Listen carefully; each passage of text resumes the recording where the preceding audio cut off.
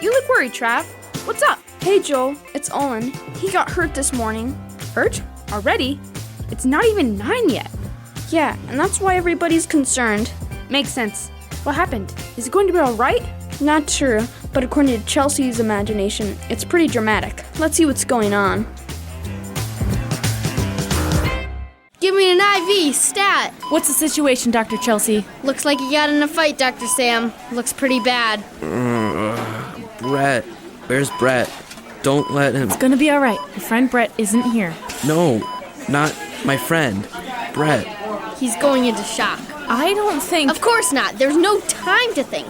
I need to find his blood type. Here, hold this. Blood type? Why? He hasn't lost any blood as far as I can see. You never know. We might have to operate. Operate? I don't think we're gonna need to do that. Shh! I'm trying to examine the patient. Tell me, sir, on a scale of 1 to 10, how much pain are you in?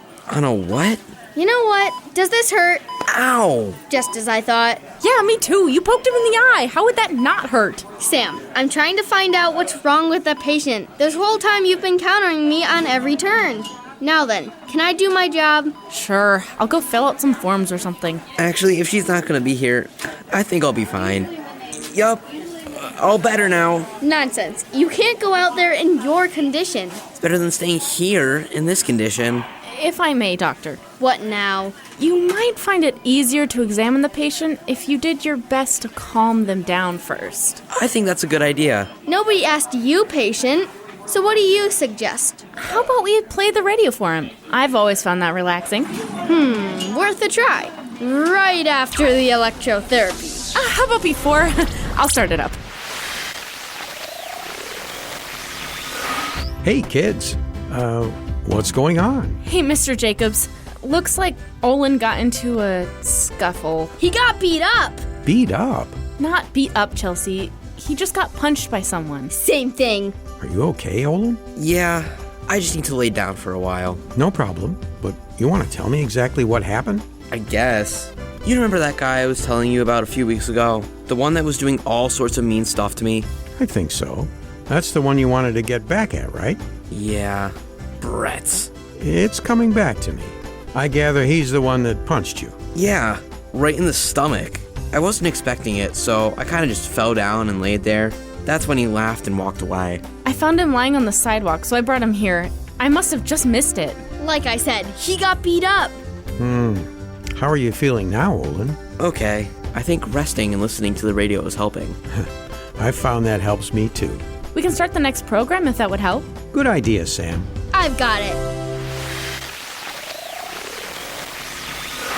Are you feeling any better, Olan? Yeah, I think I can get up now, Mr. Jacobs. Oh, good. You had me worried there for a bit. Worried? Well, yeah. I mean, when a kid is curled up on the ground in pain, it kind of makes us grown-ups freak out a little. Sam's right. It's a little scary for us. There's one thing I don't understand about this whole thing, though, Olan. What's that, Chelsea? Why would this kid, Brett was it? Why would he want to punch you? I mean, he's always been a jerk to me. Like I told Mr. Jacobs a few weeks ago. I'm his #1 target for doing mean things.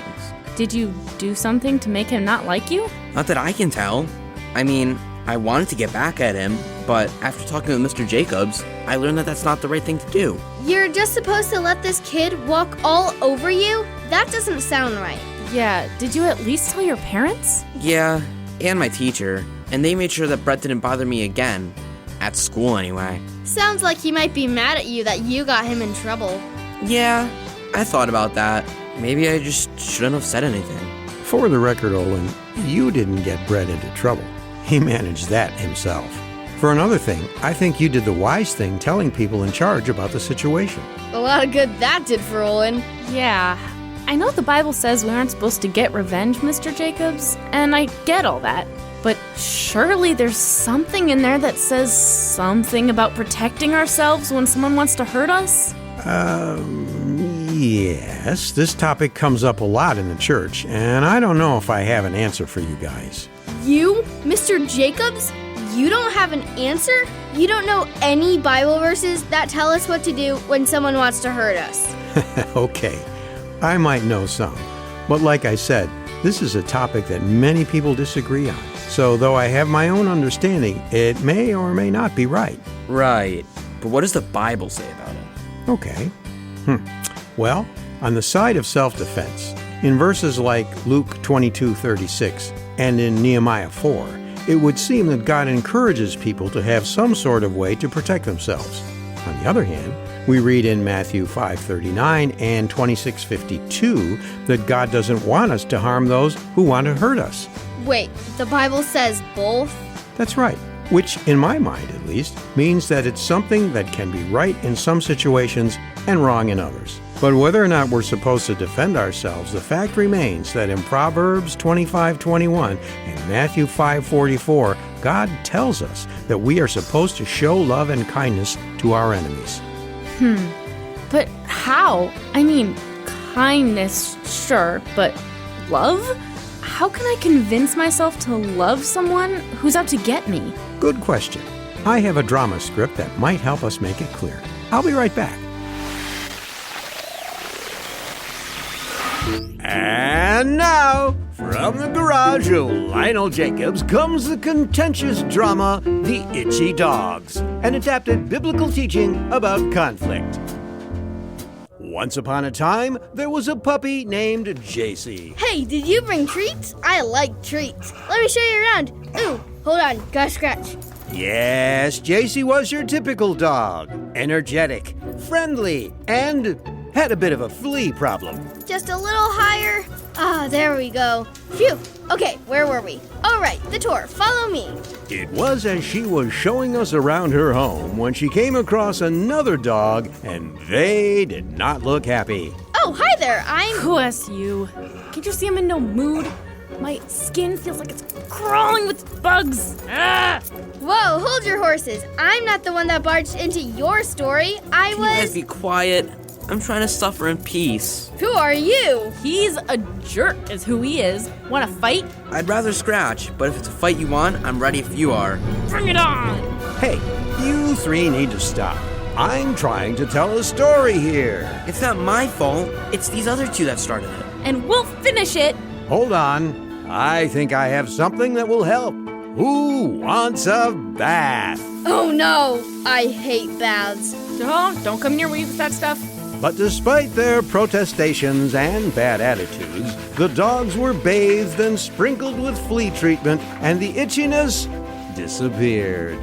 Whoa, that's some good stuff. Yeah, I'm not mad anymore. And I don't feel half as fidgety. Me either. For the first time that I can remember, I'm feeling peaceful. Who wants to play tag? Not it. Not it. Hey, come back. And with that, the three no longer itchy dogs ran and frolicked in the yard, and they all had a great time just being dogs. Hey guys, look! A mailman! Charge! The moral is that when people treat us badly, it's easy for us to think of them as the enemy. They are, after all, the ones that are hurting us. But God tells us that our true enemies aren't people, but the spirits of sin and evil in the world, like the fleas in our story. Sin and evil drives people to do hurt to each other. But when we let God take away the sin in our lives, He brings healing and joy, and we can live good lives basking in His goodness.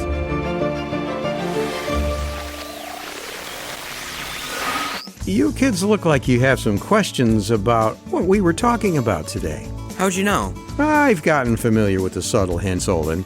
Who's first? I'll go. Okay, what's up, Chelsea? In the story about the dogs that we read earlier, it sounded like the dogs weren't really mean. It was the fleas on them that made them that way. Then you said that it was like people and evil in the world.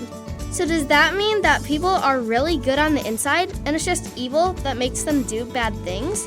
I've heard that before, and I don't think it's true. It's a tricky one, but to make it easy to understand, I'll just say that all people are valuable to God. He loves every one of them very much, and He wants us all to love each other. The problem is, even though we're made by God and are loved by Him, we still have evil in our hearts, and we choose to do some pretty awful things.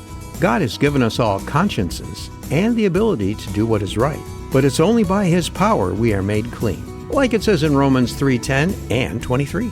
Okay, that's great and all, but I'm still the one getting punched by Brett, and though now I know why I need to love him and how I can love him, I still have that whole getting hurt thing going on. I've tried the love thing, and it's still not keeping me safe. Am I just supposed to take it until he gets tired of it? That's an important question. And though we've talked about fighting to defend yourself, there is another option that is talked about in the Bible a lot. What, running away? Poof, God wouldn't want us to run away, Sam. He wants us to be brave. Actually, Chelsea, helping us escape from people who want to hurt us is often the way. God protects his people. We see in Acts 9, 1 Samuel 19, Matthew 2, and Genesis 27, just a few of the times God's people have gotten away from danger with his help. So I'm just supposed to run away. Great. And pray for Brett. Maybe invite him over to the garage someday. Remember, love and kindness are our weapons against hate and cruelty. And who knows, you guys might end up as friends. I'll give it a shot. I've got to go. Want me to walk you home? I don't think I'll need any help. Thanks. See you guys later. Bye, guys. Tough situation for a kid, huh, Lionel? Yeah, but he's got the heart for it. I'm going to make some phone calls. Who are you calling? Just some friends at the school. I want to see if I can meet up with Brett's parents and see if I can help. Mr. Jacobs and his contacts. Well, better head out myself. Have a good one, okay? You too. Want to turn off the radio on your way out?